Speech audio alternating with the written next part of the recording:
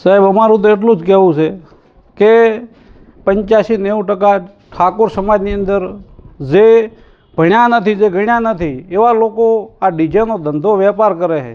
જે 2-5 લાખ રૂપિયા ફી ભરીને જે ડિજિટલ મિક્સર શીખી અને જે આ લાઈન પકડી છે ડીજેની, અને ડીજેની લાઈન પકડીને હવે જો એમને આ ધંધો મૂકવાનો આવે બરાબર, તો એમની વેદના શું હોય છે બરાબર. એટલે આની અંદર એવું છે કે જે ડીજે છે, ડીજે સારી વસ્તુ છે, પણ જે એની અંદર જે ગીત આવે છે, ગીતને સરકાર પાબંદી કરે, સરકાર એની મંજૂરી ન આપે તો સારા ગીત વાગવાના, સરકાર મંજૂરી આપે તો માર્કેટમાં એ ગીત આવવાના. એટલે અમારી તો એટલી વિનંતી છે કે આ ડીજે વસ્તુ સારી છે. બીજી વસ્તુ કે કોઈ એવો પ્રોગ્રામ અમને બતાવો કે ડીજે વગર થતો હોય, સરકારી હોય, રાજકીય હોય કે સમાજનો હોય. એટલે અમારું તો એવું કહેવું છે કે તમે લિમિટ, ટાઈમ બરાબર, ચુસ્ત બંદોબસ્ત તમે જે કહેશો એ પ્રમાણે અમે ઊભા રહીશું. પણ અમારું તો એટલી નમ્ર વિનંતી છે કે તમે આ ડીજેની છૂટ આપો થોડા ઘણી, તો અમારું ગુજરાન ચાલ્યું રહે બરાબર. આટલું જ કહેવું છે અમારું.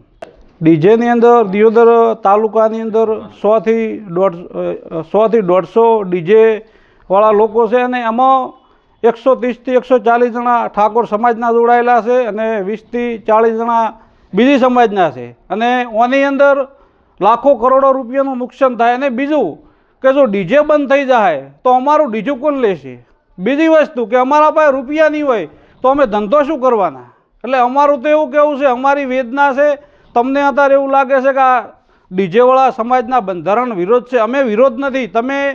અમે આની અંદર મહેનત કરી છે, અમે આ વસ્તુની અંદર તમારા ભેગા ચાલ્યા છે. આ અમારા ડીજે ઉપર, અમારા ધંધા ઉપર આવ્યું એટલે અમારે આજ કહેવું પડ્યું કે આટલી તમે છૂટછાટ આપો. બાકી 2011થી મોડીને 2026 સુધી અમે સમાજને સપોર્ટ કર્યો છે અને સપોર્ટ કરતા રહીશું. પણ આજ અમારા ઘર ઉપર, અમારા છોકરાના ખાવા ઉપર, અન્ન ઉપર આવ્યું છે ને અમારો કોઈ બિઝનેસ નથી બીજો.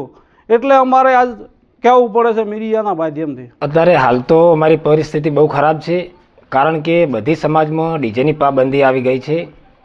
અને ક્યાંક ને ક્યાંક અમારે દિયોદર તાલુકાની અંદર 150થી વધુ ડીજે સંચાલકો છે, એમને બહુ મોટું નુકસાન થઈ રહ્યું છે.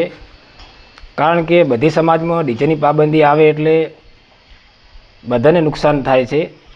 અને બધી સમાજને એટલી નમ્ર વિનંતી છે કે થોડીક ડીજેની પાબંદી ખુલે તો અમારા ધંધા થોડા ખુલે, અમારો રોજગાર ચાલે.